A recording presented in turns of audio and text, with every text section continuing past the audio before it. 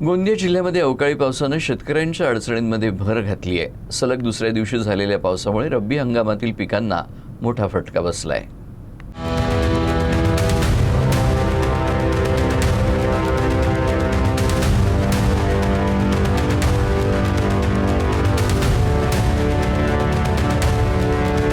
गोंदिया जिल्ह्यात आज पुन्हा अवकाळी पावसानं हजेरी लावली। या अचानक झालेल्या पावसामुळे शेतकरी कोंडीत अडकलाय।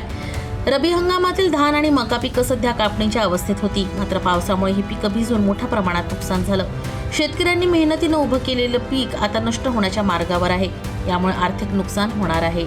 माझी 4 एकर शेती असून 4 एकर शेतीत उन्हाळी धान मी लावलेलं होतं आणि पूर्ण धानाचा नुकसान 98% नुकसान झालेलं आहे।